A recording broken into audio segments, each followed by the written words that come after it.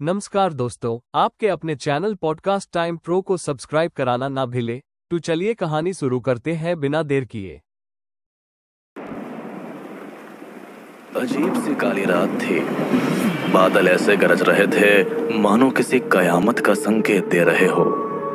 सियारों और कुत्तों की चीत्कार की वजह से अंधेरे में जंगल के बीचों बीच खड़े आर्यन इंटरनेशनल के हॉस्टल की बड़ी और पुरानी इमारत किसी दानव से कम नहीं लग रही थी।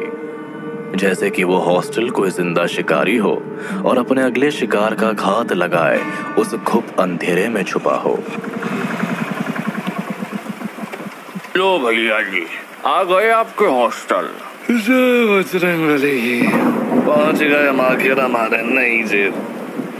ऑटो वाले बिरादर, क्या लगता है ये जेल होगी या जन्नत? भैया जी, जेल हो या जन्नत, आप ये जगह छोड़कर नहीं जा पाइएगा। देख लीजिएगा। बड़ा अजीब है। खैर छोड़ो भैया, ये बताओ कितने हुए? पूरे 53 रुपए हुए। बे साले झापड़ मारेंगे, चूतिया समझ रखे हो हमें। इतने में ध्रुव ने ऑटो वाले की तरफ देखा। अजीब सी मुस्कान थी उसके चेहरे पर, जिसे देखकर किसी का भी दिल दहल जाए। जाइए भैया जी, आपका जो मन हो दे दीजिए। आप भी क्या याद रखेंगे, पर जरा ध्यान से रहिएगा। कई राज दबे हैं इस हॉस्टल की दीवारों में, बस कोई ध्यान से सुनने वाला चाहिए इसे। देखो ये चूतियापना इधर ना करो। तुम ये सब क्या कहना प्रसाद मोमोज के फाड़ नहीं सकते, और साले बनारस के हैं, भोसड़ी के भूतों को भी ढक लेंगे हम। ऑटो वाले ने ध्रुव को आखिरी बार देखा और वहां से चला गया। झमझमाती बारिश में ध्रुव और प्रसाद दोनों अपना सामान लिए भागते हुए हॉस्टल के बड़े से लोहे के दरवाजे के पास पहुंचे और उस दरवाजे को खोला। अबे इतनी बारिश में सियारों की आवाज? साले जंगल के बीचों बीच कुत्ते सियारों की आवाज नहीं आएगी तो क्या ट्रैफिक की चीची चीची पीपी पीपी आएगी? आगे बढ़ो अब। पता नहीं वैनचोद क्यों आ गया तेरे साथ यहाँ। अच्छा खासा बाप के गले में बैठा था आराम से।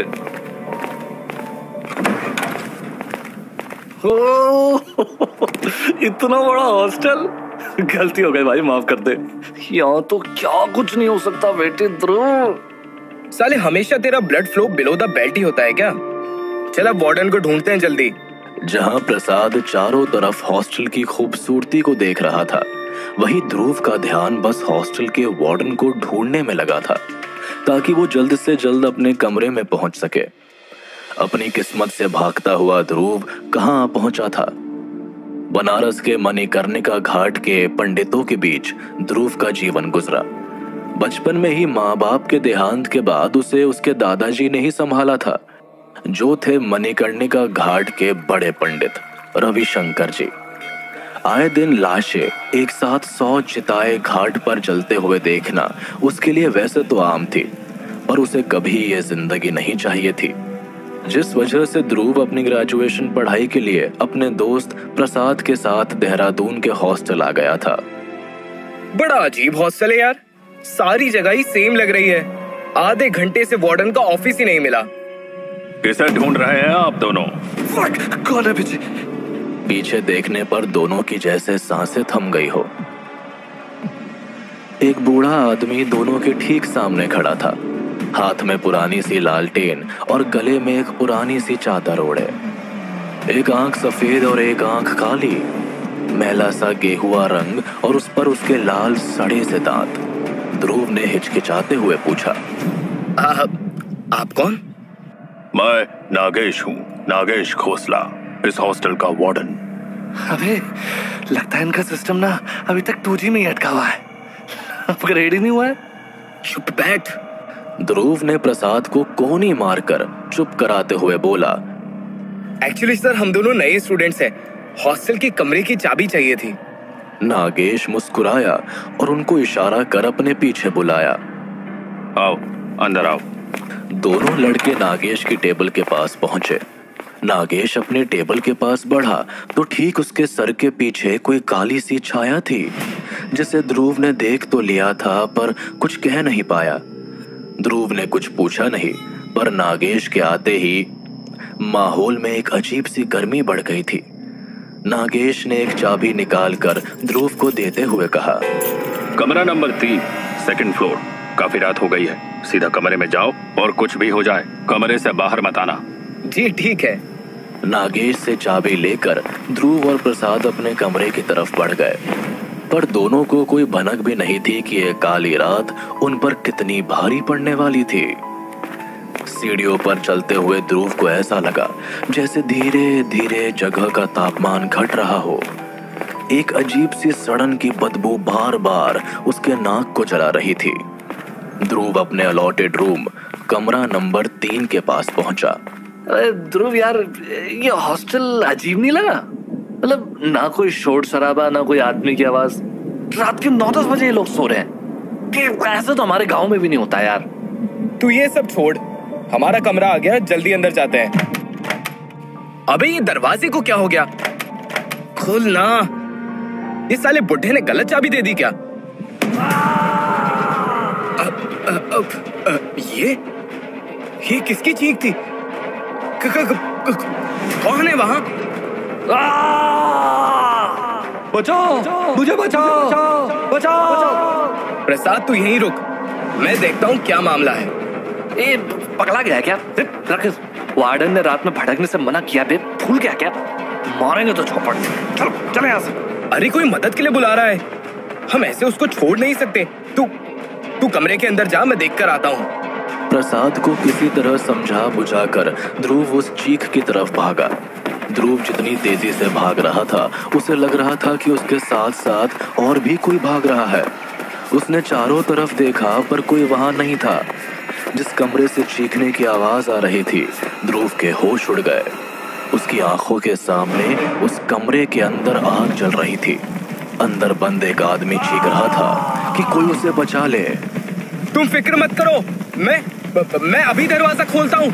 ध्रुव ने वो दरवाजा खोलने की कोशिश की, और उस कमरे के दरवाजे का हैंडल भी इतना गर्म था कि ध्रुव के हाथ जल गए। उसने आसपास देखा और वहां उसे एक रॉड दिखी। ध्रुव ने आव देखा ना ताब, उसने तुरंत रॉड से कमरा नंबर 13 के हैंडल पर तेजी से मारना शुरू किया।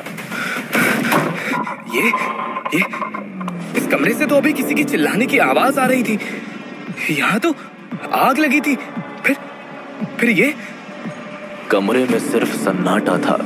ध्रुव को लगा जैसे उसने खुली आंखों से कोई बुरा सपना देखा हो। ध्रुव पीछे मुड़कर निकलने ही वाला था कि तभी कमरा नंबर 13 का दरवाजा अपने आप बंद हो गया। ध्रुव ने कई बार लात घूंसे मारे, दरवाजा तोड़ने की कोशिश की, पर जैसे दरवाजे को किसी ने बाहर से बंद कर दिया था। लेकिन जिस हॉस्टल में इंसान की परछाई तक नजर नहीं आ रही थी, वहां कैसे कोई बाहर से दरवाजा बंद कर सकता है? मुझे अकेला क्यों छोड़ा ध्रुव? पीछे से प्रसाद की आवाज सुनाई दी तो ध्रुव तुरंत उसकी तरफ मुड़ा। जैसे ही उसने प्रसाद को देखा, उसकी सांसें थम सी गई। कमरा नंबर 13 में बाहर से कड़कती हुई बिजली की रोशनी की वजह से हल्की सी रोशनी प्रसाद के चेहरे पर पड़ी। आंखें अंगारों की तरह लाल, पूरे चेहरे पर चीरे हुए निशान। उसकी दाएं और बाएं तरफ 2 ऑपरेशन टेबल थे, जहां 2 लड़के बेसुध से सोए हुए थे। प्रसाद की आंखों को देखकर डरते हुए ध्रुव ने पूछा, प्रसाद, तुझे क्या हुआ और तू अंदर कैसे आया? जैसे ही ध्रुव ने प्रसाद को हाथ लगाया, उसे लगा उसने बर्फ छू ली हो। अबे तुमको क्या हुआ? तुम्हारा शरीर इतना ठंडा कैसे पड़ गया? ध्रुव ने डरते हुए प्रसाद की तरफ देखा तो प्रसाद अकेला नहीं था। उसके पीछे सैकड़ों की तादाद में कई जले हुए लोग थे। उनका पूरा शरीर जल चुका था और उनकी आंखों से लाल खून की धारा बहे जा रही थी। बाहर से गड़गड़ाती हुई बिजली में एक पल के लिए ध्रुव ने एक साथ इतनी सारी आत्माओं को देखा तो जैसे उसे झटका सा लग गया हो। उन आत्माओं ने एक ही तरह के अजीब से सफेद कपड़े पहने हुए थे। गले के पास से सर के पीछे तक जाते हुए टांकों के निशान सब में बिल्कुल एक समान था। ध्रुव समझ नहीं पा रहा था कि आखिर हो क्या रहा है। तभी उन सारी आत्माओं के पीछे से एक आवाज आई, डरावनी सी आवाज, ऐसी जो इस दुनिया के लोगों से परे हो। मैंने कहा था ना, रात को हॉस्टल में ज्यादा देर तक मत घूमना। उन आत्माओं के बीच से वार्डन नागेश बाहर आए। वो ठीक प्रसाद और उन 2 लड़कों के साथ खड़े हो गए। अंधेरे में भी उनका डरावना चेहरा ध्रुव को साफ साफ दिखाई दे रहा था। उनकी अजीब सी तकती आंखें ऐसी थी कि जो किसी के भी रूह को झकझोर कर रख दे। अब तेरे यहाँ आने की सजा इन तीनों को मिलेगी। ये कहकर नागेश ने अपने हाथ में एक ऑपरेशन सीजर लिया और सीधा प्रसाद की गर्दन में दे मारा। प्रसाद के गले से अचानक खून बहने लगा। प्रसाद! पूरा कमरा एक बार फिर आग से धधक उठा। आग के लपटों के बीचों बीच घिरा ध्रुव किसी तरह प्रसाद को अपने हाथों में पकड़ता है और उस मनहूस कमरे से निकलने की कोशिश करता है। पर जितना वो वहां से भागने की कोशिश कर रहा था, काली रूहें उतना उसके पीछे अजीब भाषाओं में मंत्र पढ़ उसे रोक लेती। क्या हो रहा है? ये लोग कौन है? हे भगवान, ये हो क्या रहा है? कोई मदद करो मेरी, प्लीज प्लीज, मेरे दोस्त को बख्श दो प्लीज। ध्रुव के आंखों के सामने उसकी गोद में उसके दोस्त की लाश पड़ी थी। वो बिल्कुल सुन्न था और तभी किसी ने एक झटके से ध्रुव के कनपट्टी पर वही ऑपरेशन सीजर घोंप दिया। ध्रुव को लगा जैसे 40 बिच्छुओं ने एक साथ डंक मार दिया हो। वो जमीन पर गिर गया और उसके सामने बस एक ही इंसान का चेहरा था, नागेश, जो उसे मुस्कुराता हुआ देखकर बोला, डर मत, शुरुआत तो बस अभी हुई है।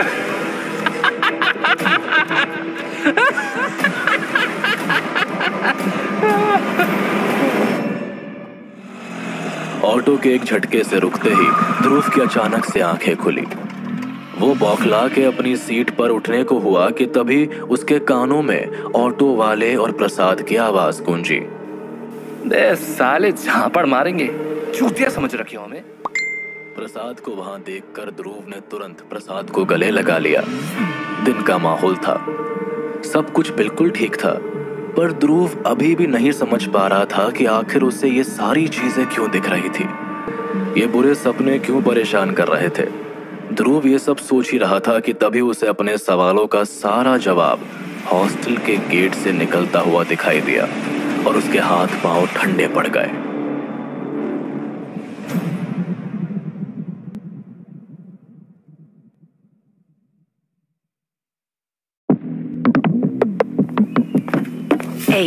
ध्रुव हॉस्टल की तरफ बढ़ा तो उसकी आंखों के सामने का मंजर ही अलग था। हॉस्टल से बाहर स्ट्रेचर पर हॉस्पिटल वाले एक लाश को लेकर जा रहे थे। दूर से ध्रुव सिर्फ उस लाश का हाथ ही देख पाया था, जिस पर ध्रुव को एक अजीब सा मार्क बना हुआ दिखा। उसकी आंखें फटी की फटी रह गई। ये कौन ने पट लिया रे? ऐसा कैसे हो सकता है? इसे तो मैंने अपने सपने में देखा था। ध्रुव अपने ख्यालों में गुम था कि तभी उसे अचानक से एक लाश ने उसका हाथ पकड़ लिया, जिसे देखकर ध्रुव जोर से चिल्लाने लगा। छोड़ो, छोड़ो मुझे। ये अबे भूतिया साले, ऐसे काहे डर रहे हो? भूत देख लिया का? तुझे दिखाई नहीं दे रही है लाश? तुम्हें कोई वहम हुआ होगा। इस आवाज को सुनकर ध्रुव के दिल की धड़कनें रुक गई। उसने तुरंत अपनी बाईं ओर देखा तो उसके सामने नागेश का मुस्कुराता चेहरा था। चेहरे पर वही अजीब सी हंसी, एक आंख की पुतली पूरी तरह से सफेद। उसके सफेद बाल बिल्कुल बिखरे हुए थे। नागेश ने लाश की तरफ देखा और कहा, मैं सोच भी नहीं सकता कि हॉस्टल के पहले ही दिन तुम लोगों को यह सब देखना पड़ा। ये दोनों हमारे कॉलेज के काफी होनहार स्टूडेंट थे, पर कल रात इन दोनों में हाथापाई हो गई और हॉस्टल के टेरेस से गिरकर इनकी मौत हो गई। ईश्वर इनकी आत्मा को शांति दे। जो पहले बता दिया होता तो कफन दफन का इंतजाम कर दिए होते यार। और खैर, आप दोनों अंदर आइए, फॉर्मेलिटीज पूरी कर दीजिए, आप दोनों को चाबी मिल जाएगी। प्रसाद ने डरते हुए ध्रुव का हाथ पकड़ा और दोनों हॉस्टल के अंदर चले गए। उन दोनों के हर बढ़ते कदम के साथ बादलों की गर्जन बढ़ रही थी। ये लो, कमरा नंबर 11 तुम दोनों का है। ऐसे तो कोई परेशानी नहीं होगी, पर 7 बजे तक हॉस्टल के अंदर आ जाना है और 11 बजे के बाद कॉरिडोर के आसपास भी नहीं भटकोगे, खास करके कमरा नंबर 13 के पास। क्यों सर जी, आखिर ऐसा क्या है वहाँ?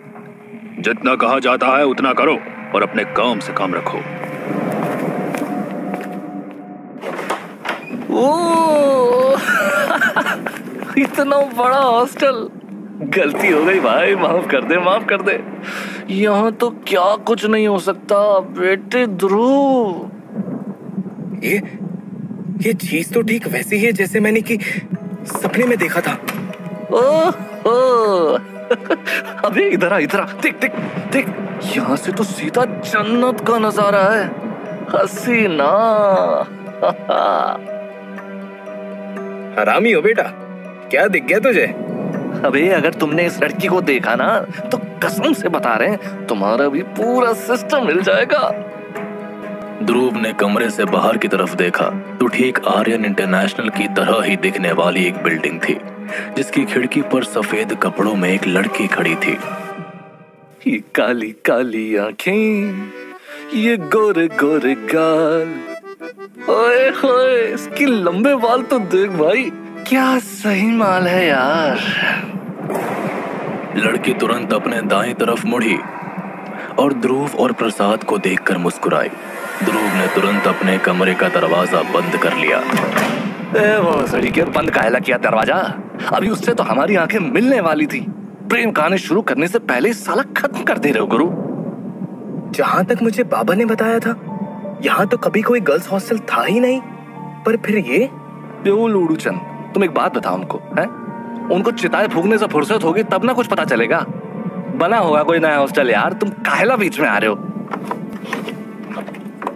रामीन, अबे यार चली गई वो। ले बंद कर ले अपनी खिड़की साला।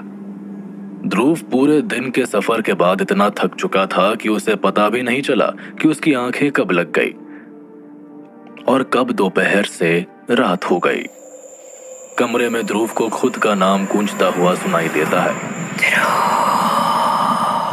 जिस वजह से उसकी आंखें खुली। कमरे में चारों तरफ अंधेरा था, जिस वजह से उसे कुछ दिखाई नहीं दिया। पग भोसड़ी के, ये कौन है रात में? अब रात के 11:30 बजे कोई शांति नहीं है। प्रसाद, प्रसाद, अभी ये गांडू कहां चला गया? इसकी माँ का। अबे ये प्रसाद गर्ल्स हॉस्टल की छत पे क्या कर रहा है? प्रसाद, अबे हरामी उतर वरना मार खाएगा। प्रसाद, सुनाई नहीं दे रहा है क्या तुझे? अभी हम आते हैं, रुको। ध्रुव भागते हुए अपने कमरे से बाहर जाने की कोशिश करता है, पर उसका कमरा बाहर से बंद था। ये क्या बकचोदी है रात में? ये दरवाजा क्यों नहीं खुल रहा? ध्रुव ने आओ देखा ना ताओ, वो भागते हुए हॉस्टल से गर्ल्स हॉस्टल की तरफ पहुंचा। ध्रुव ने हॉस्टल के नीचे से चिल्लाना शुरू किया, अबे अबे नीचे आ भाई, बाप मेरे चौमुखी महाराज नीचे पधारिए। पागल हो गया है क्या साले चोदू? प्रसाद, तू नीचे आ एक बार, मैं खुद तुझे अपने हाथों से मारता हूँ, देख तू। कोई है? कोई है? Please help. ध्रुव ने मदद के लिए किसी को बुलाने की कोशिश की, पर किसी ने उसकी आवाज नहीं सुनी। प्रसाद बेसुध सा अपने कदम बढ़ाते जा रहा था। वो किसी भी वक्त अब टेरेस से गिर सकता था। प्रसाद! ध्रुव ने टेरेस का दरवाजा एक धक्के से खोला, पर उसने आगे जो देखा वो देखकर वो दंग रह गया। वो जानता था कि इस बार उसने कोई सपना नहीं देखा है। अबे अबे यही तो था। कौन सा आसमान खा गया इसको? वार्डन, मे बी इस हॉस्टल की वार्डन मेरी मदद करे। हाँ, मुझे नीचे जाना चाहिए। What the hell? ये सब हो क्या रहा है? यहाँ तो गर्ल्स हॉस्टल था, यहाँ पार्टी कैसे चल रही है? और ये प्रसाद कहाँ है? इस हरामी के चक्कर में आज सही में मरेंगे। एक्सक्यूज मी, हेलो, क्या आपने मेरे दोस्त को देखा है? हेलो, एक्सक्यूज मी, आपने मेरे दोस्त को देखा है? छोटा सा लाल शर्ट में। अभी क्या गूंगे भैरों की पार्टी है ये? फक। ध्रुव पीछे मुड़ा तो उसके ठीक पीछे एक लड़की खड़ी थी। फरमाइए। माया क्या खिदमत कर सकती है आपकी? ध्रुव उस लड़की को देखता ही रह गया। उस लड़की की बड़ी बड़ी झील सी आंखें इस दुनिया की नहीं मालूम हो रही थी। सांवला रंग और बदन पर काले रंग की साड़ी। उसने मुस्कुराकर ध्रुव से कहा, फरमाइए, माया क्या खिदमत कर सकती है आपकी? वो मैं अपनी दोस्त को ढूंढ रहा था। क्या आपने उसे देखा है? लाल शर्ट और ब्लू जीन्स में है। Of course, how can one miss it? ऊपर के कमरे की ओर जाते हुए देखा था उन्हें मेरी दोस्त हसीना के साथ। जाइए, शायद आपको मिल जाएं। ओके जी, थैंक यू। बस जल्दी से जल्दी प्रसाद मिल जाए, फिर इस अजीब जगह से मैं भी निकल जाऊंगा। न जाने वो किस हसीना के पीछे पड़ा है। हद बकचोदी है यार, कहाँ आके फंस गए हैं? ये क्या हो रहा है क्या जाने। और ये कमरे में कोई दिखाई क्यों नहीं दे रहा? इस साली लाइट कहाँ से जलेगी? आओ हुजूर, तुमको सितारों में ले चलूं। ये आवाज, यही होगा प्रसाद। हरामी लड़की के चक्कर में मरवाएगा किसी दिन ये मुझे। पता नहीं कौन सी अजीब जगह है ये। कौन है? जी, मैं अपने दोस्त को ढूंढते हुए यहाँ आया था। क्या वो यहाँ है? अंदर आ जाओ। हसीना के कहने पर ध्रुव कमरे के अंदर आ तो गया था, पर हसीना को देखकर उसके दिल की धड़कनें रुक गई। जिस कमरे में ध्रुव अभी अंदर आया था वो हसीना का बाथरूम था। हल्की सी चांद की रोशनी हसीना के बदन पर पड़ रही थी। उसका शरीर एक ट्रांसपेरेंट साड़ी में लिपटा हुआ था। वो ध्रुव की तरफ मुड़ी तो ध्रुव को अपनी आंखों पर भरोसा ही नहीं हुआ। मासूम सा चेहरा, पर आंखों में न जाने ऐसी क्या बात थी कि उसके देखने भर से ध्रुव का रोम रोम खड़ा हो गया था। उसने अपनी नजरें झुकाते हुए हसीना से पूछा, I'm sorry, मुझे लगा। क्या लगा तुम्हें? अब मुझे यहाँ से चलना चाहिए। एक बार मेरी तरफ देख तो लो, शायद तुम्हारा इरादा बदल जाए। हसीना की आवाज में जादू था। शायद ये बात वो खुद भी जानती थी। ध्रुव ने उसकी आंखों में जैसे ही देखा, उसे लगा जैसे वो अपने बस में नहीं है। उसे कुछ दिखाई दे रहा था, कुछ समझ आ रहा था, तो वो थी सिर्फ हसीना की आंखें। हसीना ने अपने नाजुक हाथों से ध्रुव का चेहरा पकड़ते हुए कहा, इस कमरे के बाहर तुम्हारी सारी वजहों ने दम तोड़ दिया था। अब अगर तुम्हारे यहाँ आने की कोई भी वजह है तो वो बस हसीना है। आखिरी के शब्द हसीना ने ध्रुव के कानों में कुछ इस तरह कहे कि उसकी सांसें ध्रुव के कानों को जैसे छू कर गुजर गई हो। ध्रुव उसकी आगोश में कब खुद को हार चुका था वो खुद भी नहीं समझ पाया। वो पूरी तरह हसीना के काबू में था। ध्रुव हसीना के होठों को चूम रहा था। उसके हाथ हसीना के बदन में फिसल रहे थे कि तभी ध्रुव के नाक में एक अजीब सी बदबू आई। उसने तुरंत अपनी आंखें खोली तो उसके होश फख्ता हो गए। ध्रुव जोर से चीखा। इससे पहले ध्रुव खुद को संभाल पाता वो जमीन पर गिर गया, पर उसकी आंखें अभी भी उस भयानक नजारे पर थी। क्या हुआ? अब तुम्हें हसीना नहीं पसंद आ रही? देखो, मैं खूबसूरत हूँ ना? खूबसूरत? आधा चला चेहरा, ऐसा लग रहा है जैसे चमड़ियां उखाड़ कर बाहर आने को है। आधे चेहरे पर सिर्फ मांस के टुकड़े लटक रहे हैं। ओह गॉड, इसकी आंखें और दांत देखकर तो ऐसा लग रहा है जैसे सीधा किसी कब्र से सालों पुरानी लाश निकली हो। मुझे यहाँ से भागना होगा, इससे पहले ये चुड़ैल मुझे खा जाए। वो रेंगता हुआ वहां से भागा। ध्रुव भागता हुआ नीचे हॉल की तरफ आया तो देखा वहां कोई नहीं था। अंधेरे ने पूरे हॉल को घेर कर रखा था। उसे हॉल की दूसरी तरफ प्रसाद पड़ा हुआ मिला। हरामी यहाँ पड़ा है, इसकी वजह से चुड़ैल चिपट पड़ी है साला। वो भागता हुआ प्रसाद की तरफ गया और उसे अपने कंधे पर उठाया। ध्रुव उस हॉस्टल में एक मिनट भी नहीं रुकना चाहता था। वो वहां से भागने के लिए मुड़ा ही था कि तभी उसके चेहरे के ठीक सामने माया खड़ी हुई। इतनी जल्दी किस बात की? अभी तो कहानी बस शुरू हुई है। ध्रुव ने माया के पीछे देखा तो जितने भी लोग उस पार्टी में थे सब के सब माया के ठीक पीछे खड़े थे। उन सब के चेहरे पर वही डरावनी मुस्कान थी जो हसीना के चेहरे पर थी। प्रसाद को अभी तक होश नहीं आया था। ये दरवाजा खुल गया। भाग ध्रुव भाग। मुझे जाने दो। क्यों घेर रखा है तुमने यहाँ?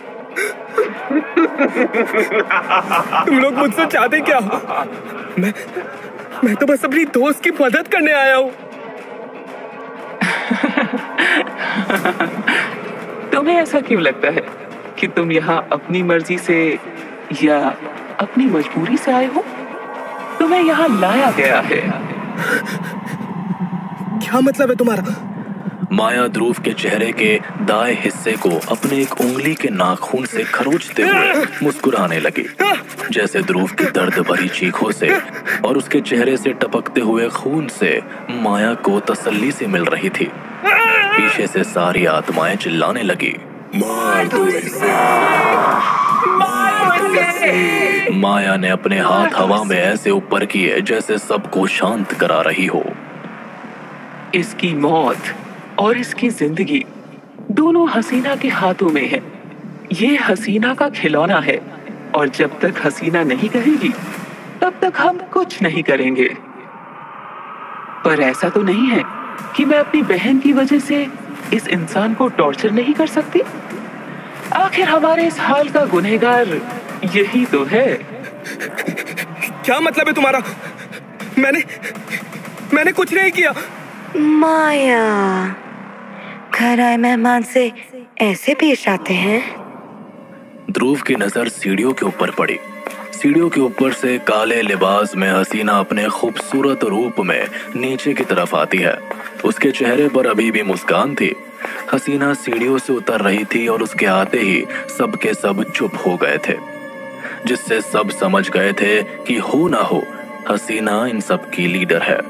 हसीना ध्रुव के पास आती है और कहती है, तुम यहाँ से निकलना चाहते हो? मुझे जाने दो यहाँ से, प्लीज।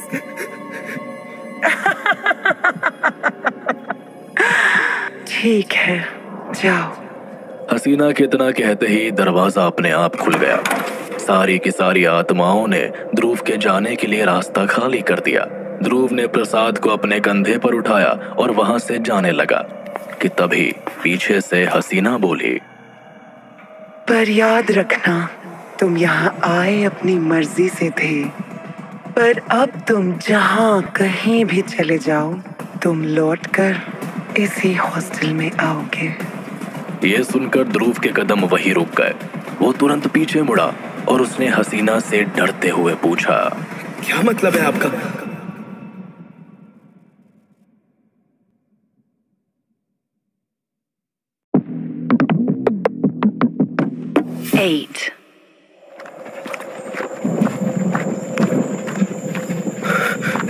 Calm yourself down, ध्रुव। ये बस तुम्हारे मन का वहम है। ये सब कुछ सच नहीं है। It is just a nightmare. It's not real. यार, ये हॉस्टल क्यों नहीं आ रहा? 5 मिनट का रास्ता 5 मील दूर लग रहा है। Fuck, no! आसमान से बरसते हुए खून से ध्रुव का पूरा शरीर भीग कर लाल हो चुका था। उसके पैर वहीं जम गए थे। इससे पहले वो भाग पाए, अचानक से काली मिट्टी के अंदर से 2 हाथ निकले और एक झटके में ध्रुव को अंदर खींच लिया। एकदम से चारों तरफ सन्नाटा छा गया।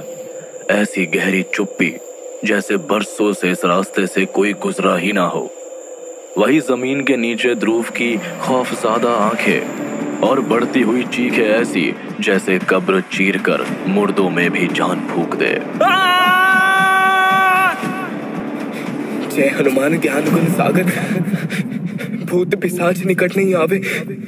ध्रुव को एहसास हुआ कि वो अकेला नहीं था। ध्रुव ने किसी तरह अपनी गर्दन बाएं तरफ मोड़ी तो उसका दिल बैठ गया। वो एक मुर्दा शरीर के ऊपर था और उसकी खून सी लाल आंखें ध्रुव को घूर रही थी। बचाओ! ध्रुव के ठीक नीचे पड़ा मुर्दा अपनी लाल खूनी आंखों से ध्रुव को एकटक देखे जा रहा है।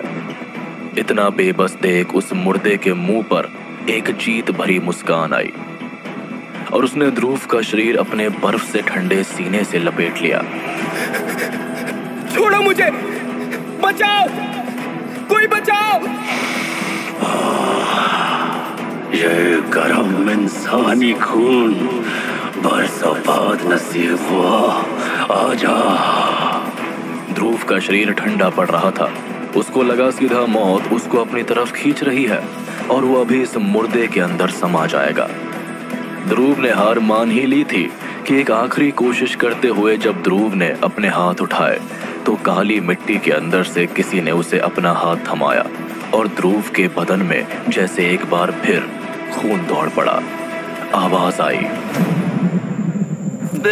चूतिए, तुमको हॉस्टल में कमरा नहीं मिला क्या? यहाँ घाट पे रहते रहते कब्रिस्तान ही अच्छा लगता है अब। इधर ध्रुव हाथ पैर मारता जैसे ही कब्र से बाहर निकला। लो, मुर्दे फूंकते फूंकते अब ये मुर्दों के साथ फूंकने लगे। अबे लौड़े, तेरी वजह से मैं इस खड्डे में गिर गया।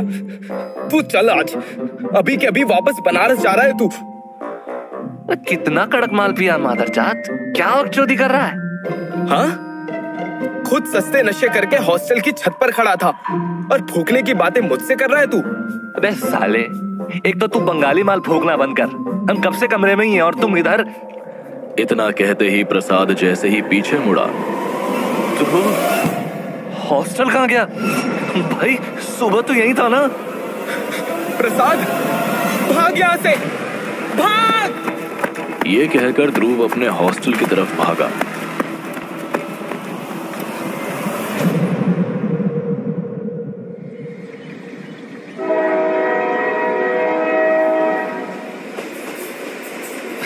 जो प्यार भी हुआ तो चुड़ैल से।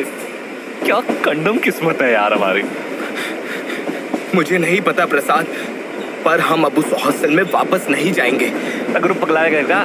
भूत भगाने वाले आप भूतों से भागेंगे? उस जिंदगी से भागता हुआ मैं यहाँ पे आया था। मैं चला सुने, सुबह तक बनारस पहुंच जाएंगे। ये लाइट्स क्यों जल बुझ रही है? हम बोले थे जनरल सीट मत लो यार। रुको, अभी 2 ट्वीट फेंक के मारेंगे, पूरा रेलवे डिपार्टमेंट हिला देंगे।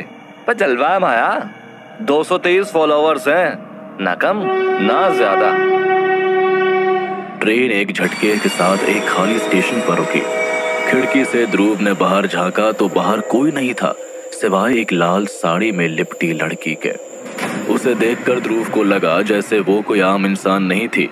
इतना अंधेरा था कि उस औरत का चेहरा देख पाना मुश्किल था, पर ध्रुव का दिल डर के मारे तेजी से धड़क रहा था। बाहर क्या देख रहा है चिकने? मैं तो यहाँ खड़ी है। अकेला छोड़ दो मुझे, प्लीज प्लीज।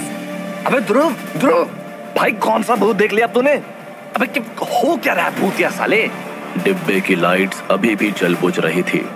किन्नर ने ध्रुव के चेहरे को पकड़कर आंखों में आंखें डालकर एक अजीब सी आवाज में कहा, तुझे क्या लगा?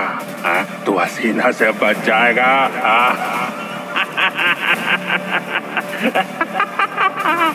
तू हसीना का खिलौना है और जब तक हसीना चाहेगी तब तक तुझसे खेलेगी।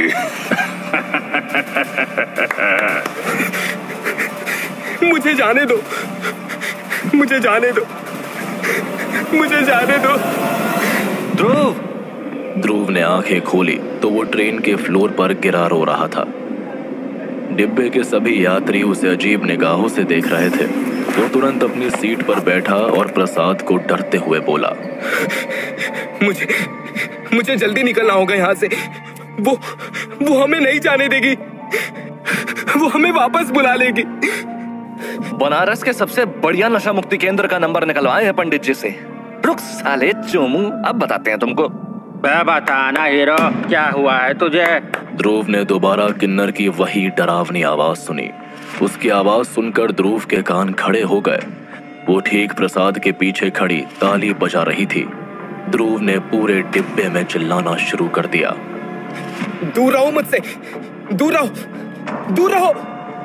वो पूरे डिब्बे में भागते हुए ट्रेन रोकने की चेन ढूंढने लगा, पर जितना तेज वो भागता उसे लग रहा था किन्नर भी ठीक उसके पीछे पीछे भाग रहा है।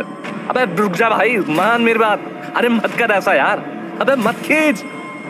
ध्रुव ने गाड़ी की चेन खींच दी और स्टेशन पर गाड़ी थमने से पहले ही ध्रुव तुरंत अपना सारा सामान लेकर उतर गया। प्लेटफॉर्म के लोहे से बना बेंच पर ध्रुव किसी जिंदा लाश की तरह धम से बैठ गया। उसकी आंखें उसके सामने से जाती हुई ट्रेन पर पड़ी। सकपकाया सा वो बस एक ही बात बुदबुदाए जा रहा था। आखिर चाहती क्या है वो मुझसे? कैसे बचाऊं मैं खुद को इन सब से? Platform ticket. ध्रुव ने हल्के से हाँ में सर हिलाया और टीटी की तरफ मुड़ा। जैसे ही वो टीटी की तरफ पलटा उसके दिल की धड़कनें रुक गई। टीटी के वेश में उसके सामने फिर वही किन्नर खड़ा था। चाहे कितनी भी कोशिश कर लो, हसीना से नहीं बच पाओगे। वो तुम्हें बुला रही है वापस उसी हॉस्टल में। ध्रुव ने इस बार गुस्से में टीटी का कॉलर पकड़ लिया। हसीना हसीना हसीना, परेशान हो चुका हूं मैं इस नाम से। तुम मुझे डराना चाहते हो ना? जाओ, नहीं डरता मैं तुम्हारी हसीना से, जाओ। इतने में टीटी ने ध्रुव को एक कसकर थप्पड़ जड़ दिया। थप्पड़ की आवाज पूरे प्लेटफॉर्म में गूंज उठी। ध्रुव मुड़ा तो देखा कि वहां टीटी उस पर चिल्ला रहा था। बेटा बौरा गए हो क्या? हाँ, ये क्या बकवास कर रहे हो? टीटी का कॉलर पकड़ने का जुर्म जानते हो? सीधा थाने भेज देंगे तुम्हें, अभी के अभी। ध्रुव को लगा जैसे वो पागल हो रहा था। जो आवाजें उसने सुनी, जो चेहरे उसने देखे, अब सब हट चुके थे। सामने थी तो बस सच्चाई।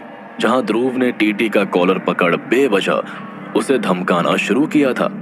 प्रसाद ने किसी तरह टीटी को शांत करते हुए कहा, अरे अरे महाराज, अरे काका दादा सुनिए, आप भी क्यों बच्चों से पैसे ले रहे हो? जेब में रुपया होता तो जनरल में थोड़ी सफर कर रहे होते। देखिए, ये रही हमारी प्लेटफॉर्म टिकट, हम सुबह होते यहाँ से रवाना हो जाएंगे, ठीक है? टीटी प्रसाद की बात सुनकर थोड़ा सा शांत हुआ, पर यही ध्रुव को लगा जैसे उसका सर फटने को है। प्रसाद उसकी तरफ मुड़ा और बोला, ए गंडवा, तुमको भी अपना गांडूपना टीटी के सामने ही दिखाना था ना? चलते हैं वेटिंग रूम में। हाँ हाँ चल। एक तरफ प्रसाद खराटे मार रहा था और यहाँ ध्रुव की आंखों से नींद बहुत दूर थी।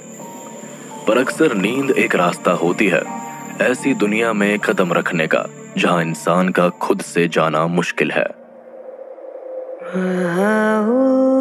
हुजूर तुमको सितारों में ले चलूं, दिल ध्रुव के कानों में जैसे ही आवाज पड़ी उसकी आंखें तुरंत खुल गई। बहारों में ले चलूं। ये तो हसीना की आवाज है और मेरी आंख कब लगी? ध्रुव तुरंत उठा, पर आगे का मंजर देख उसके पैर वही के वही जम गए। वो किसी रेलवे स्टेशन के वेटिंग हॉल में नहीं, बल्कि गर्ल्स हॉस्टल के उसके दरवाजे के ठीक पास लेटा हुआ था, जहां हसीना और उसकी बहन माया खड़े मुस्कुराकर उसे देख रही थी।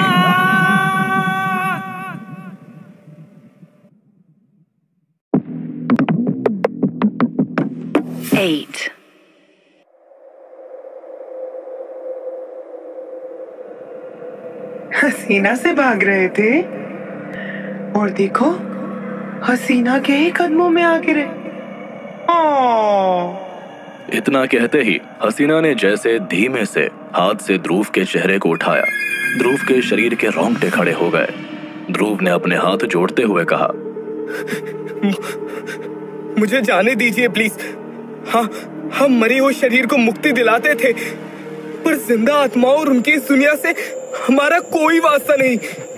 सारे माहौल में एक चुप्पी सी घर कर गई थी, मानो जैसे ध्रुव के दिल की तेज होती एक एक धड़कन वहां मौजूद हर आत्मा के कानों में पड़ रही थी। चांदनी रात में 100 भेड़ियों की बिल्लाहट से भी जोरदार दहाड़ में जैसे पूरा गर्ल्स हॉस्टल जिंदा हो उठा। उस हंसी की गूंज से पूरा हॉस्टल कुछ ऐसे कांप गया मानो भूकंप आ गया हो। बस हसीना के हाथ के एक इशारे से वो भूकंप भी शांत हो गया। उसने ध्रुव के चेहरे को अपने हाथों में थामा और कहा, ध्रुव, आज तुम्हें यूं बेबस घबराया देख उस कमरे में बंद वो 7 साल की डरी सहमी बच्ची याद आ गई। जानते हो उसके बारे में? उसके पापा उसे हॉस्पिटल के सीक्रेट रूम में ऐसे ही बंद कर देते थे। एक गुड़िया होती थी बस उसके पास, जो उसे एकटक देखती रहती थी। वो भूखी प्यासी अकेली लड़की पूरी रात अंधेरे में उस गुड़िया से बहुत दूर एक कोने में डर के मारे चीखती चिल्लाती। पर उस कमरे की दीवारें पापा से कुछ ज्यादा ही वफादार थी। भोपी जी, ये आहट का प्रोमो एपिसोड यहाँ चलाने की कोई खास वजह? कहानी अभी खत्म कहाँ हुई है। उस लड़की की माँ गुजर चुकी थी। रातों में उसके बाद वो अपने बेड मॉन्स्टर्स से बचते बचाते उल्टी गिनती बोलते बोलते जैसे तैसे सोती थी। उससे भी डरावनी थी ये सीक्रेट रूम रातें। 100 तक ही गिनती आती थी उसे, पर उसका डर है कि खत्म ही नहीं होता था। कहाँ फंस गए बहनचोद? जानना नहीं चाहोगे वो लड़की कौन थी?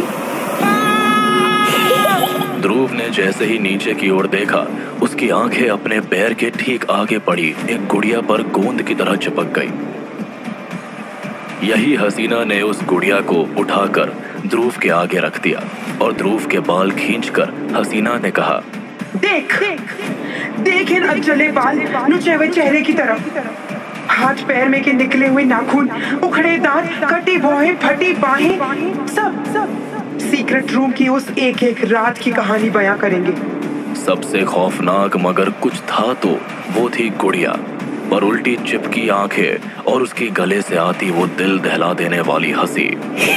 ध्रुव ने अपना मुंह दूसरी ओर फेर लिया। हसीना जबरदस्ती उसका मुंह अपनी ओर मोड़ते हुए और जैसे मैंने अपने डर की आंखों में आंखें मिलाना सीख लिया है, अब तुम भी सीखोगे। What nonsense! You all are crazy!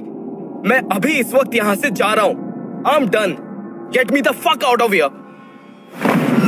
हाँ, इन आजकल के बच्चों में बिल्कुल पेशेंस नहीं है।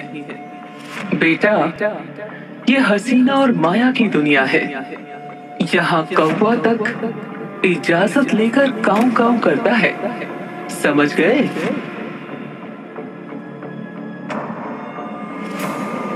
छोड़ो उसे। आखिर आप सब चाहती क्या है मुझसे? मैं कुछ भी करने के लिए रेडी हूँ। मुझे बस जाने दीजिए इस भूतिया जगह से।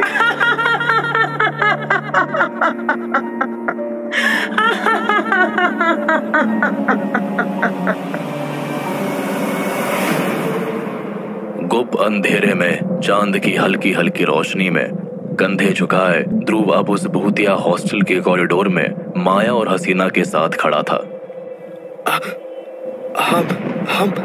हम यहाँ कर क्या रहे हैं? ध्रुव, इसे अपनी किस्मत कह लो या अपनी जिंदगी का मकसद। पर अगर आज तुम जिंदा हो तो बस इसी दिन के लिए। ये हॉस्टल सिर्फ एक हॉस्टल नहीं है, सालों पहले जलाई गई ये दुनिया, यहाँ की दीवारें, उनमें बंद खौफ, दर्द और लाखों करोड़ों चीखें, जीवन और मुक्ति के बीच की वो रेखा है जहाँ आत्माएं बस अपने सवालों के बीच एक जवाब की आस में कैद हैं। 113 आत्माएं हैं जिनकी मौत 1963 में लगी उस आग में जलकर हुई, और कुछ जिन्हें जमीन के ऊपर बने हॉस्टल ने मार दिया। सोच लो ध्रुव, इस दुनिया से उस दुनिया की चाबी तुम्हारी ही जेब में बंद है। हमें मुक्ति दिलाओगे तो अपनी मुक्ति पाओगे। आखिर मैं ही क्यों? Why not someone else? क्योंकि तुम और तुम्हारा दोस्त ही इस गर्ल्स हॉस्टल को देख सकते हो।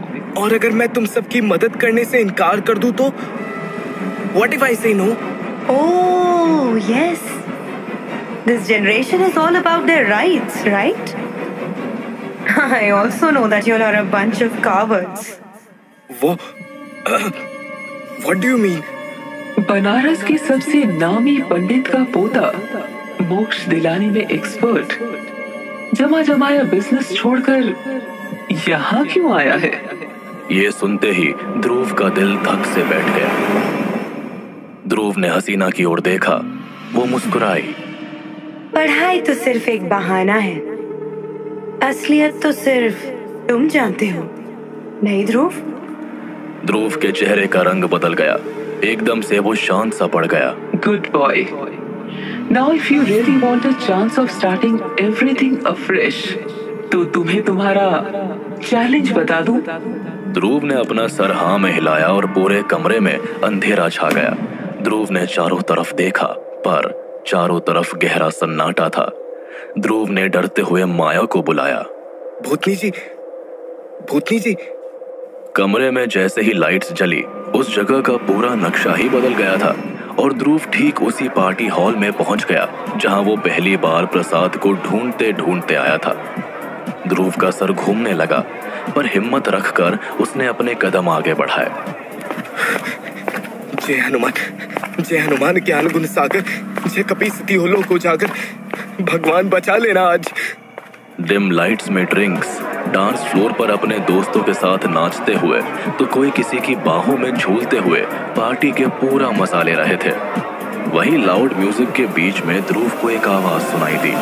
छोड़ो मुझे, डोंट टच मी, छोड़ दो, डोंट टच मी। ये लड़की की आवाज, कौन है वहां? ध्रुव ने देखा कि पार्टी के बीचों बीच एक लड़की की आंखों से आंसू बह रहे थे। ध्रुव आगे बढ़ा और उसे एक लड़का ठीक लड़की के नजर आया। ये लड़की रो क्यों रही है? And this guy? Why is he dancing with her like that? Fucking holding her by her waist? Oh God! Please please छोड़ दो मुझे, छोड़ दो। What the fuck is happening here? लड़का अनजान लड़की की गर्दन को जबरदस्ती चूम रहा था। उसके हाथ उस लड़की के पूरे बदन पे थे। क्या चूतियापा चल रहा है? फ्लोर के बीचों बीच खड़े हैं दोनों, and no one is giving a fuck to what's happening to this girl? क्या गांडू लोग हैं? ध्रुव ने उस लड़के का हाथ छुड़ाकर उस लड़की से उसे दूर करने की पूरी कोशिश की। हट भोसड़ी के, दूर हट लड़की से, बदरचोद। वो अपनी आंखों के सामने उस लड़की के साथ सब होते देख रहा था, पर वो कुछ कर नहीं पा रहा था। हट बहनचोद, क्या लोड़ू जगह है ये? कैसे बचाऊं मैं अब इस लड़की को? उस लड़के की वो डरावनी मुस्कान, उसकी हवस भरी आंखें, सांप से लौटते लड़की के बदन पर उसके वो हाथ, सब देखकर ध्रुव जोर से चिल्लाया। अबे ज्ञान चोदो, तुम लोगों ने अपनी आंखें बंद कर रखी है क्या? रोको इस लड़के को। उसने कई लोगों के पास जाकर मदद मांगने की कोशिश की। Hello, can you hear me? भाई सब सुनिए, देखिए क्या हो रहा है। वो लड़का, बचाइए उस लड़की को उससे। अबे बहरा कानचुदा साला। अचानक से पूरे कमरे में दोबारा अंधेरा छा गया और सब कुछ बिल्कुल शांत हो गया।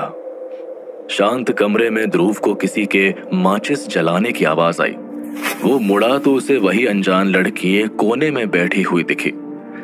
ध्रुव आगे बढ़कर उससे बात करना चाहता था, पर उसके पैरों ने उसका साथ नहीं दिया और होठ तो जैसे सिल दिए हो।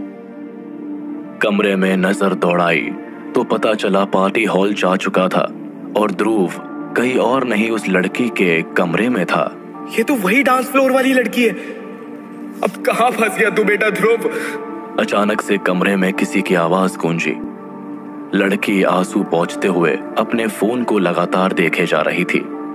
You have to speak up, आशी। तुम नहीं बोलोगी तो शिवम और Rahul are not going to stop ruining lives. आशी? So her name is आशी? आंखों में चश्मे, चेहरे का रंग भूरा और काले लंबे बाल थे आशी के। अपने बहते आंसुओं के बीच आशी ने अपनी दोस्त से फोन पर कहा, I still can't believe कि उसने मेरे साथ जबरदस्ती की, वो भी सबके सामने। अगर मैं वहां से भागती नहीं।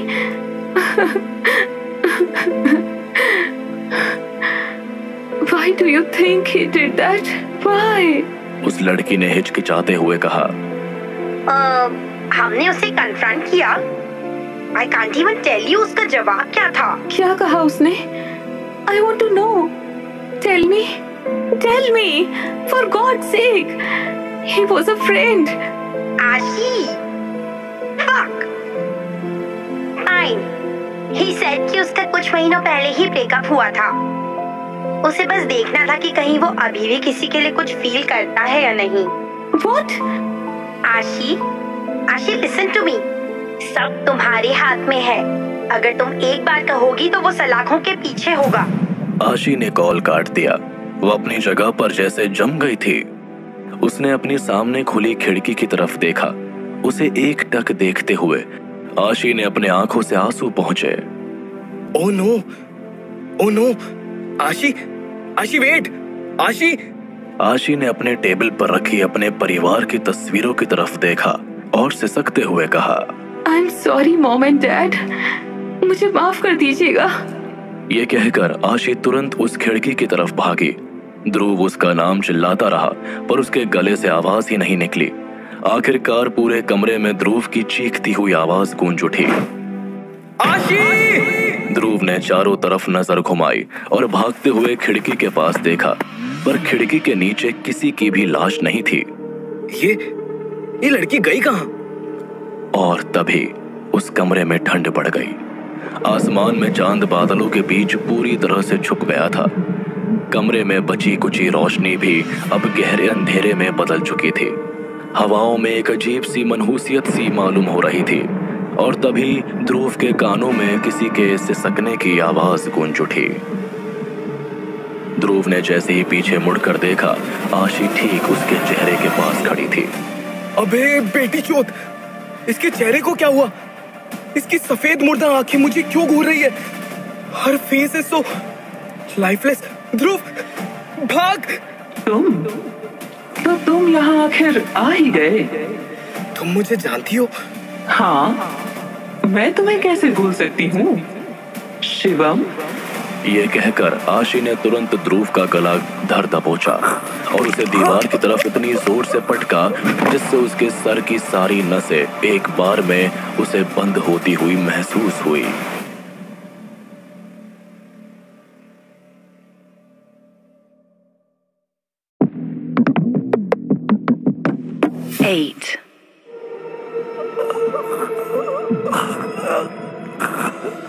आशी ने ध्रुव की गर्दन को ऐसे जकड़ रखा था मानो किसी शेर ने अपने शिकार को जकड़ कर रखा हो। उसने जोर से ध्रुव के सर को दीवार पर पटकते हुए कहा, मैं तुम्हारा ही इंतजार कर रही थी। मैं तुम्हें नहीं छोड़ूंगी आज शिवम। आज जाकर मुझे मुक्ति मिलेगी। हाँ। ध्रुव किसी तरह अपनी गर्दन छुड़ाते हुए बोला, अरे मुझे छोड़िए। मैं तो बस आपकी मदद करने आया था। तू करेगा मदद? मुझे पता भी है तू इस वक्त कहाँ है। इंसानी कीड़े। कुछ आत्मा लोगों का कंसंट्रेशन कैंप लगता है ये। आशी ध्रुव के गले को जोर से भींचती हुई, प्रेत नगरी कहते हैं इस जगह को। और ये जो तुमने देखा मेरे साथ हर रोज होता है।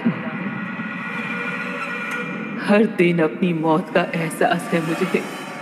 और तुम कैसे निकालोगे मुझे इस कैद से? छोटी भूतनी जी, I mean, आशी, जैसा आप कहें। मतलब मुझे तो बस अपनी दुनिया में वापस लौटना है। यह सुनकर आशी ने ध्रुव का शरीर दूसरी दीवार पर पटका, अपने एक पंजे से मुंह नोचते हुए और दूसरा उसकी गर्दन पर गड़ा कर रखा। साली मर्द जात। हाँ, खुद के आगे जिसे किसी की तकलीफ दिखाई नहीं देती। एक लड़के की वजह से मेरी मौत हुई। उन हाथों ने मेरी जीने की इच्छा, मेरे सपने, मेरी खुशबू, सबका गला घोट दिया। आशी ध्रुव का गला छोड़ती है। Thank God. 33 घंटे हैं तुम्हारे पास। कल सुबह 3 बजे तक शिवम को यहाँ ला पाए तो शायद जाने दूं तुम्हें। क्या कड़क अफीम खाकर बैठे हैं सब लोग इस प्रेत नगरी में।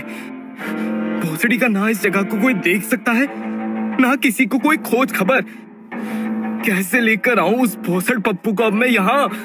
आशी दोबारा ध्रुव का गला दबोचते हुए, और तुम्हारा समय शुरू होता है अब।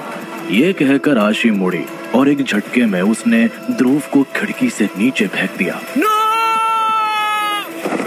अचानक से ध्रुव ने अपनी आंखें खोली। ध्रुव रेलवे स्टेशन के वेटिंग रूम में ही था। प्रसाद ठीक उसके बगल पर सोया था। ध्रुव ने आंखें खोलते ही प्रसाद को मारते हुए उठाया। अबे बहनचोद उठ! क्या घोड़े गधे बेचकर सोता है लोडूधर? हट गांडू, अब सुबह सुबह कौन से चुड़ैल पल्ले पड़ गए तुम्हारे? तुम मार मार के ना तुम्ही को भूत बना देंगे। भूतिया साले। हमें वापस हॉस्टल जाना होगा, अभी के अभी। अरे ओ चरस नरेश, वहीं से तो बक्के आए थे भोसड़ी के। अभी नहीं गए तो छोटी भूतनी मार देगी हमें 33 घंटे में। अरे क्या दिक्कत है, फूक देंगे ना गंगा में तुम्हें। बनारस जा ही तो रहे। भाई नहीं है मेरा। भाई हूँ, बड़वा नहीं। चुड़ैलों के साथ चौदम पट्टी तुम मचाओ और गंड लगे हमारी। इतना कहकर प्रसाद ने अपना बैग उठाया और ट्रेन की तरफ निकल गया। लाख चिल्लाने पर भी प्रसाद ने मुड़कर तक नहीं देखा। हाँ हाँ माचुदा, शिट, ओनली 32 आवर्स लेफ्ट। जल्दी कर ध्रुव, शिवम को भी तो ढूंढना बाकी है। अपना सामान लेकर ध्रुव वार्डन से बचता बचाता हॉस्टल के अंदर तो आ गया, पर अपने कमरे का दरवाजा खोल ही रहा था कि पीछे से आवाज आई। बेटा पूरी रात कहाँ थे तुम? ध्रुव आवाज की वजह से चौंक उठा। उसने पीछे मुड़ते ही वार्डन को देखा और बहाना बनाते हुए बोला, अरे सर आप, मैं तो रात भर कमरे में ही था, अभी कॉलेज के लिए निकल रहा था बस। वार्डन ने ध्रुव के सामान की तरफ इशारा करते हुए पूछा, क्यों? हॉस्टल छोड़ के कॉलेज में बसने का इरादा है तुम्हारा? ध्रुव ने अपने सामान की तरफ देखा और खुद को मन ही मन कोसने लगा। तभी वार्डन ने कहा, देखो बरखुरदार, बहुत लौंडे मिले हैं इस कॉलेज में, हमसे 30 मार खाने ही। आगे से भागे ना तो अगली रात सियारों के साथ ही गुजरेगी, समझ लेना। हाँ। ध्रुव ने डरते हुए हाँ में सिर हिलाया। वार्डन जाने के लिए मुड़ा ही था कि दोबारा उसने कहा, और हाँ, तुम्हारे सीनियर्स आए थे, ओरिएंटेशन के लिए तैयार हो जाओ। Sure sir, thank you sir. Warden के चेहरे पर एक मुस्कान थी। उसकी कंजरी आंखों का रंग अचानक से लाल चमकती हुई आंखों में बदल गया। वार्डन मुस्कुराते हुए वहां से चला गया। आर्यन इंटरनेशनल कॉलेज के कैंपस में कदम रखते ही ध्रुव की आंखें फटी की फटी रह गई। ओह ब्रो, क्या सेक्सी कैंपस है, एकदम केजो की मूवीज वाली वाइब। चारों तरफ स्टूडेंट्स की चहल पहल थी। आज कॉलेज का पहला दिन था और जूनियर्स चारों तरफ भाग रहे थे। Look how everyone is living their first day of college like a fucking normal person, and here I am. ऐसे बंदे को ढूंढना है जिससे मेरा कोई लेना देना ही नहीं है, भैंचोद। ध्रुव गाड़ी की तरफ देखकर, Oh damn, 28 hours left. साला लौंडियाबाज प्रसाद होता तो कुछ पता कर भी सकता था। तभी ध्रुव के कानों में एक अजीब सी आवाज गूंजी। कौन है वहाँ? गूंजती हुई आवाज धीरे धीरे चीखों में बदल गई। Fuck! Stop! Please! ध्रुव ने तुरंत अपने कान बंद किए और कॉमन रूम की ओर दौड़ लगाई। भैंचोद! इतने में ध्रुव किसी से टकराया और, अबे अंधे हो क्या बे? हाँ? देख के नहीं चल सकते? ध्रुव जवाब देने के लिए पीछे मुड़ा तो था और उसके मुंह से एक शब्द ना निकला। चीखें बंद हुई और ध्रुव ने देखा वो ठीक बॉयज कॉमन रूम के नीचे खड़ा था। अरे कहाँ देख रहे हो बे? आप शिवम सर हो? तुमको तो हम पहले यहाँ कभी नहीं देखे। कौन हो तुम? शिवम की बड़ी हुई दाढ़ी की वजह से उसका चेहरा पहचानना मुश्किल था।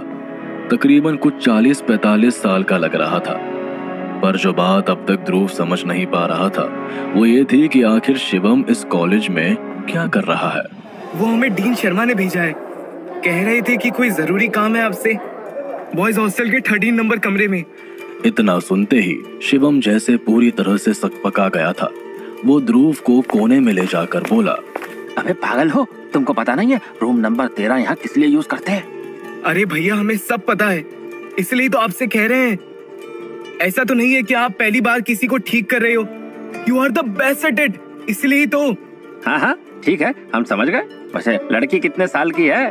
यही कुछ 20-21 साल की। और शिकायत क्या है उसको? थोड़ी टेढ़ी खीर है भैया। हम ठहरे डीन शर्मा के भतीजे, हमें तो पता नहीं था कि आप ऐसे केसेस भी ठीक करते हो।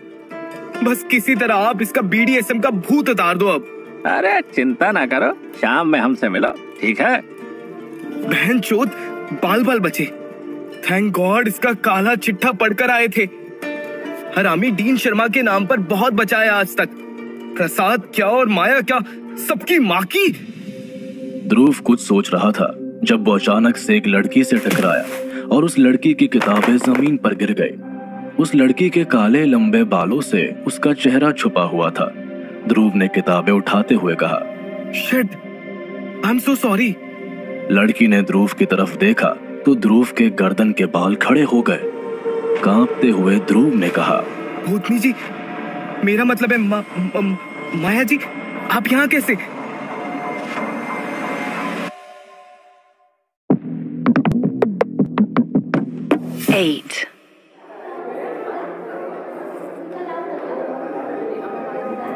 लड़की ने ध्रुव को घूर कर देखा। उसने चारों तरफ नजर घुमाई, फिर ध्रुव से पूछा, तुम मुझसे बात कर रहे हो? आप यहाँ क्या कर रही हैं? अब एक फ्रेशर मुझे बताएगा मैं कहाँ जा सकती हूँ। This was our college first. भाई साहब, मुर्दों का हॉस्टल तो ठीक था, अब कॉलेज भी। जिनके खुद के घर जली हुई चिताओं से चलते हैं, उन्हें हर जगह मुर्दे ही नजर आते हैं। मरे हुए का इलाज करना जानते हैं, इसलिए भूतनी भी ची लगा कर कहते हैं। ओह हेलो, मैं अपने बैच की फ्रेशर्स क्वीन थी। भूतनी किसको बोला?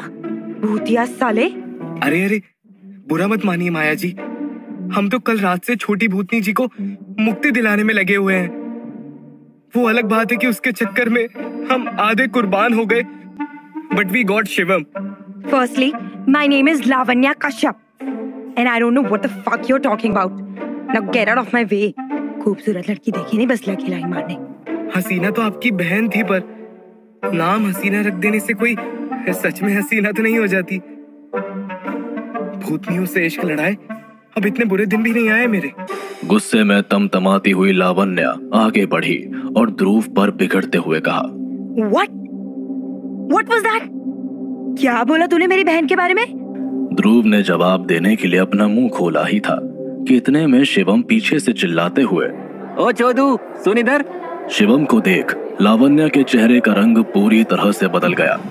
उसने गुस्से में ध्रुव को ऊपर से नीचे देखा और कहा, ऑब्वियसली कॉलेज का गुंडा ही तुम्हारा दोस्त हो सकता है, चुदी हुई सूरत और उससे भी चुदी हुई सीरत। इतना कहकर लावण्या वहाँ से चली गई। अरे Maya ji, shit, I mean Lavanya, listen to me. Fuck लड़के। अबे बेटी चोद, एक ही चेहरे के दो लोग, how is it even possible? जल्दी मुक्ति दिला सबको बेटा ध्रुव और निकल इस चक्रव्यूह से। अबे लोडू, बहरा है क्या? हाँ सर जी, बोलिए ना। सुन बे गांड, तेरे पास माल होगा क्या? हाँ, अरे बिना नशे के गए ना तो बेइज्जती हो जाएगी। अरे बस इतनी सी बात, आप मिलिए आज बॉयज हॉस्टल के कमरे नंबर 13 के पास, वहीं जमाते हैं महफिल। ठीक है, और किसी को पता नहीं चलना चाहिए। रात के 11 बजे से पहले काम निपटा लेते हैं, और वो जगह मनहूस है वैसे भी। इतना कहकर शिवम वहाँ से निकल गया। बस मादरचोद, आज की रात ये बहन का लौड़ा फंस जाए, and if everything went smoothly, Ashi को उसकी मुक्ति मिल जाएगी, and I will get one step closer to my freedom. रात ढल चुकी थी। आर्यन इंटरनेशनल के बॉयज हॉस्टल में बैठा ध्रुव आज पूरे दिन बस रात होने का इंतजार कर रहा था। आहा, मेरा कान फिर से अपनी स्टैंडर्ड सेटिंग में चला गया।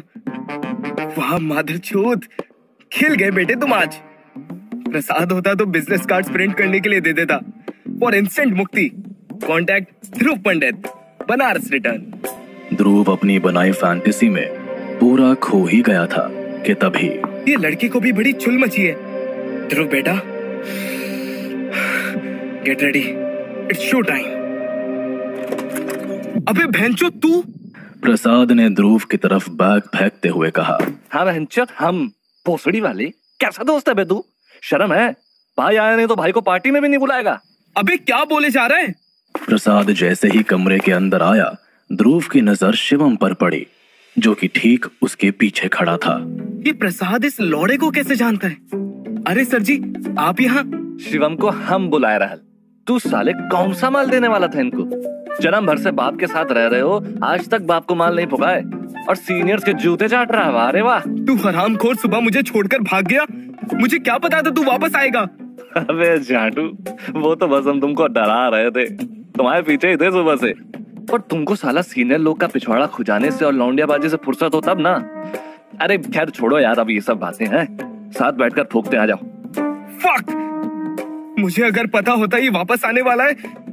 अरे यार प्रसाद बहन के लौड़े। चलो भाइयों, इसी कमरे में फूकते हैं फिर। ध्रुव ने आंखें चुराते हुए घड़ी की तरफ देखा। 11 बजने वाले थे। उसने दोनों लड़कों को मुस्कुरा कर देखा और कहा, अरे बिल्कुल नहीं, रूम नंबर 13 किस दिन काम आएगा? एकदम में जबराट गांडू का। ध्रुव प्रसाद को ऐसे देखता है जैसे कह रहा हो कि वो अपना मुंह बंद ही रखे। इससे पहले ध्रुव की बात को प्रसाद काटे, उसने कहा, अबे भोसड़ी के, भूत वूत कुछ नहीं होता। और हुआ भी तो हमारा प्रसाद है ना, भूत भगाने में टॉप का एक्सपर्ट। क्यों? अरे गंगा मैया की कसम, पहली बार अच्छी बात बोले। चलो अभी महफिल जमाते हैं। कमरे में चारों तरफ अंधेरा था। बाहर की स्ट्रीट लाइट से हल्की सी रोशनी कमरे के अंदर आ रही थी। ध्रुव, शिवम और प्रसाद कमरे के अंदर आ चुके थे। अबे अंधेरा थोड़ा ज्यादा नहीं है? नहीं मतलब अच्छी बात है बहनचोद, महफिल में फूकने का मजा आएगा। चलो बैठते हैं। ध्रुव ने कमरे का दरवाजा बंद कर दिया। ये पार्टी कब और कहाँ शुरू होगी? बस सर जी, एक फूक के निकलते हैं। ये लो, हमने पहले ही माल बना लिया था। भोले बाबा का नाम लो और करो बूम। हंसी और ठहाकों से कमरा नंबर 13 गूंज उठा। जिन दीवारों ने बरसों से सिर्फ चीखें सुनी थी, वो आज 3 लोगों की कहानियां सुन रही थी।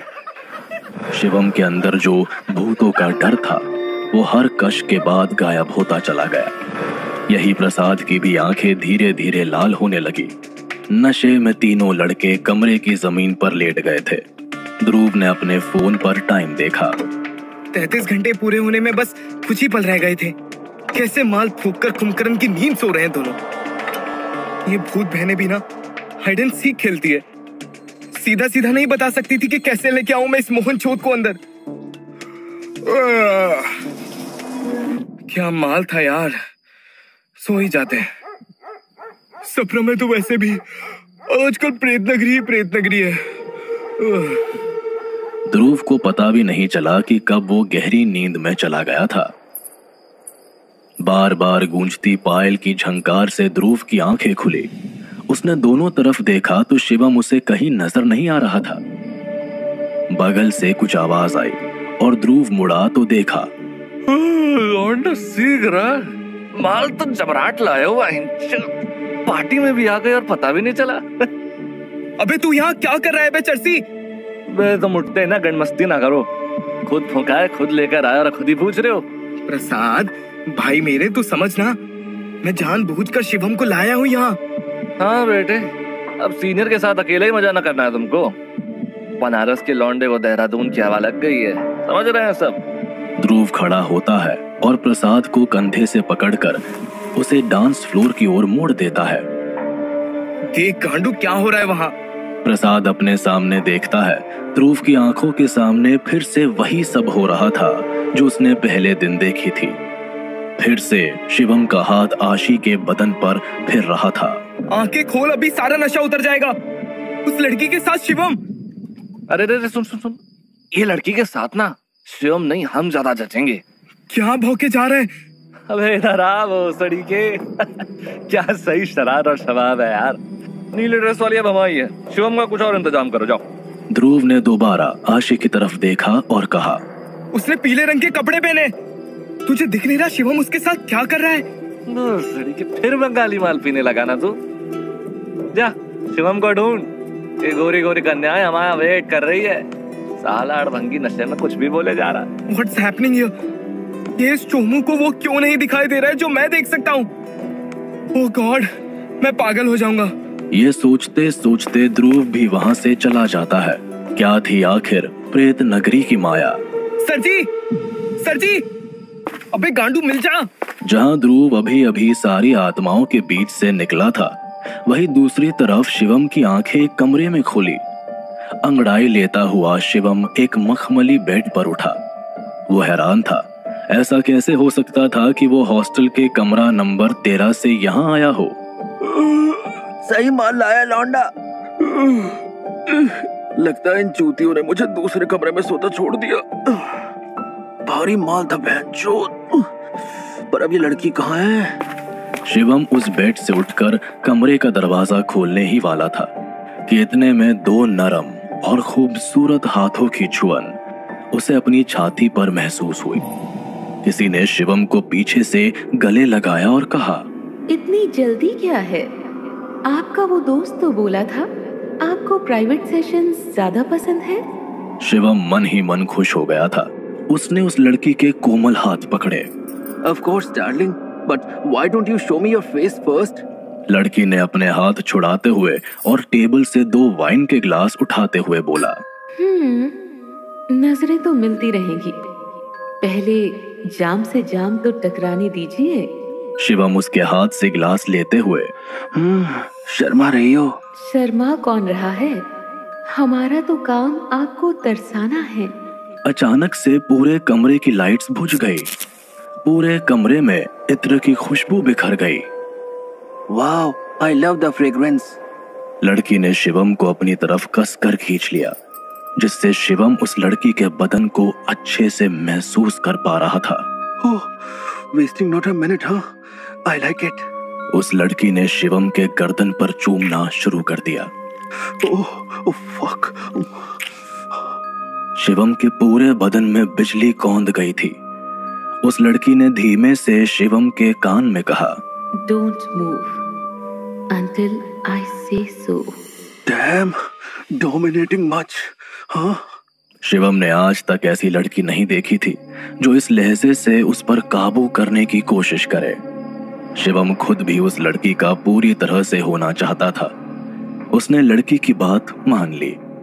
उस लड़की ने अपने हाथों से शिवम के शर्ट के बटन उतारना शुरू किए। शिवम के दिल की धड़कनें तेज हो गई। लड़की की सांसों की गर्माहट शिवम को अपने गर्दन पर, अपने कानों पर महसूस हो रही थी। God, I can't control anymore. You're so fucking sexy. मुझे तुम्हारा चेहरा देखना है। Please, please baby. You just wait, babe. आज तुम्हें सीधा जन्नत की सैर ही कराकर वापस लाऊंगी। ये कहकर उस लड़की ने शिवम के पीठ पर चूमना शुरू कर दिया। शिवम अपने होश गंवा रहा था। Shit. उस लड़की ने शिवम की कमर पर हाथ रखते हुए उसके शरीर पर बचे हुए कपड़े भी उतारने की कोशिश की। अचानक से शिवम ने लड़की का हाथ पकड़ा और उसकी कलाई मरोड़ते हुए लड़की की तरफ मुड़ा। Fuck, girl in red sari, ऊपर से गोरा बदन and so curvy. Damn, the waist is to die for. Rahul, क्या माल लाया यार? जियो लड़के। और ये घूंघट, ये तो उठाना पड़ेगा। अरे तभी तो सुहाग रात शुरू करेंगे। शिवम ने तुरंत उस लड़की का घूंघट उठा लिया, पर शिवम ये नहीं जानता था कि ये उसकी सबसे बड़ी गलती थी। आधे जले चेहरे वाला एक किन्नर को सामने खड़ा देखकर शिवम की चीख निकल गई। उसके आधे जले हुए चेहरे से कीड़े निकल रहे थे और मुस्कान इतनी बड़ी जैसे किसी ने बस सालों पहले चिपका कर छोड़ दी थी। उस किन्नर ने शिवम को उसके बालों से पकड़ते हुए कहा, अरे क्या हुआ हीरो? अभी तो मैं तुझे बड़ी वो क्या था, हाँ, सेक्सी लग रही थी।